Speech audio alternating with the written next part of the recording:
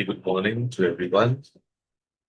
And today I want to begin with an opening thought that confusion is often a result of too many voices, not lack of answers. So I want to ask you a very simple question and I want you to answer it. Of course, not out loud, just in your heart.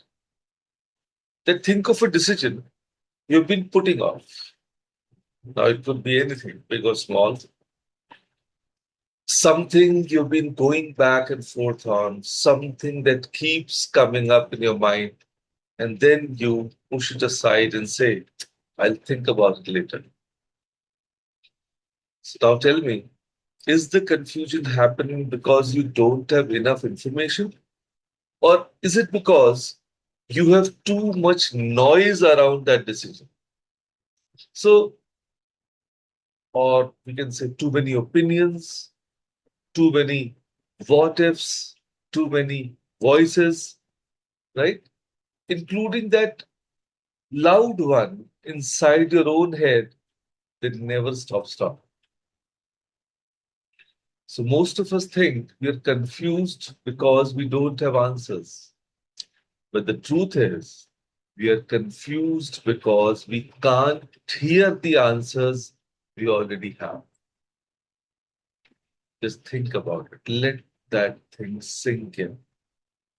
Because today we are going to talk about one of the most underrated life skills, something that separates people who move forward from people who stay stuck, and something that sounds simple, but oh, it's anything but simple in practice.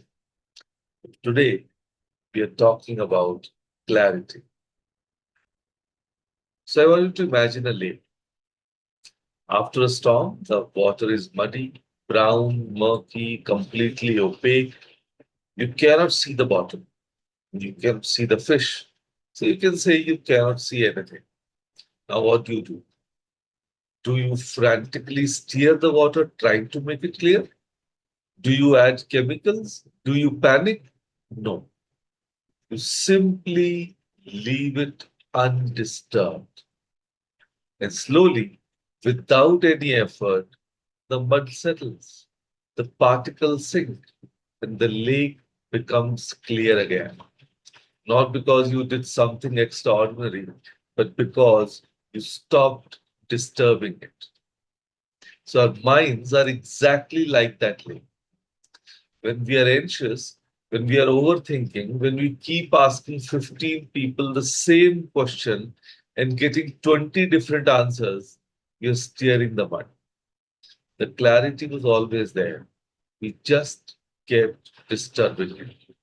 So clarity appears when the noise stops. So what creates all this noise? One word: overthinking. So please, may I know, with the show of hands, how many feel that you overthink? Thank you. So that means this conversation is all about you. Great. So overthinking doesn't protect you from making bad decisions. Let me make that very clear. It just exhausts you before you make any decision at all. So here's what I want you to remember. When you are stuck, you only need to ask yourself two questions. And if you want, of course, you can write them down because those two questions need to be asked. One, what matters most to me in this situation? Yes. Let me repeat. What matters most to me in this situation? And the second one, what aligns with my values, who I am, and who I want to be? That's it. Let me repeat the second question also. What aligns with my values, who I am, and who I want to be? So just two questions, not 20, just two. And here's the most important thing: clarity doesn't come from thinking more, It comes from acting more. And usually, we just keep on thinking without taking any action. So, as a result, we are always standing at the same place without moving forward. So, you cannot think your way to clarity. You have to move your way to clarity. Even a small step reveals more than a thousand thoughts. And now, let me give you three examples. And I promise, at least one will feel like I'm describing your own life. So, for all the working women here, let's meet Neha today. She's been offered a promotion, but it means longer hours, more travel, and less time at home. For 3 months, she has been going back and forth. Her boss says, take it. Her mother says, don't. And her husband, it's your choice. Her best friend says, you deserve it. Her colleague says, think twice. See, so Neha has not slept properly in weeks. She's gathered everyone's opinions except one person's, her own. So one evening, she sits quietly and asks herself just two things. What matters most to me right now? And what decision will I be at peace with 5 years from now? Within 10 minutes, she had her answer. She had always known it. She just couldn't hear it over everyone else's noise. The noise was the problem, not the decision.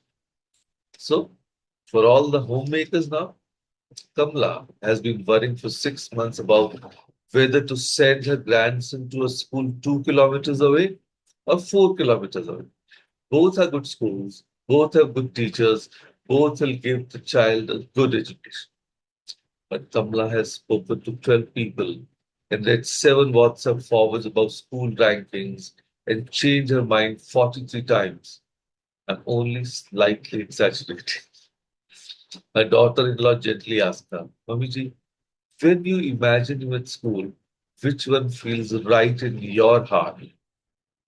So Kamlaji immediately points towards. No hesitation. She had known all along. She just hadn't trusted herself enough to listen.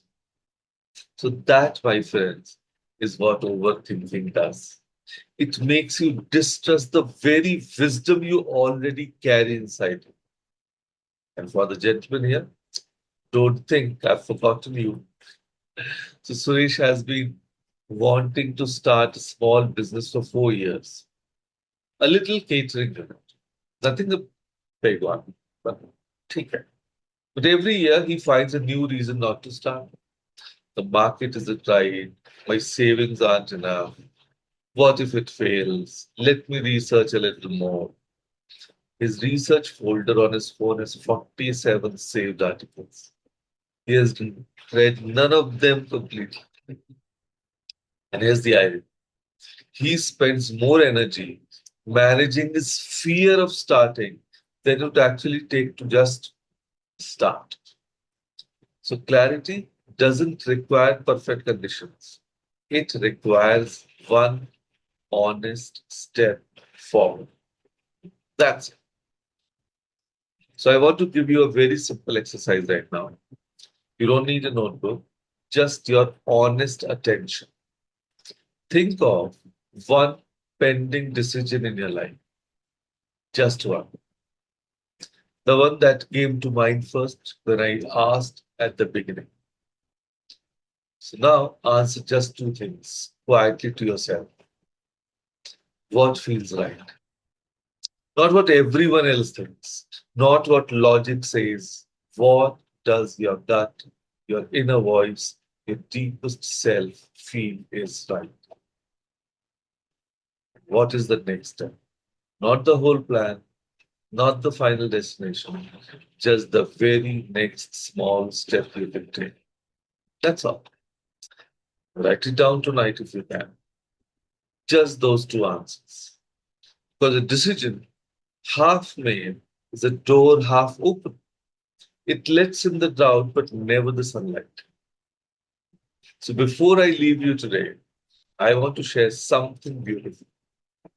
There's a quiet truth that wise people have known for centuries. And it's this. You don't need more information to decide. You need more silence to hear yourself. Let me say that again. You don't need more information to decide. You need more silence to hear yourself. So the answers to most of your life's questions are not out there in Google, in your neighbor's opinion, in that WhatsApp group. They are in here, inside you. You have lived decades, you have navigated storms, you have made thousands of decisions, most of them wisely, using nothing but your own experience, your values, and your instincts. Trust that. So here is your call to action, and it's beautifully simple. Tonight, give yourself 5 minutes of silence. No phone, no television, no one's advice, just you and that one pending decision. And ask what matters most, what aligns with who I am, and what is my next step. And then trust your answer. Because the most powerful decision you'll ever make is to trust yourself enough to make one. So, with that thought, thank you. Thank you, everyone, for joining us today.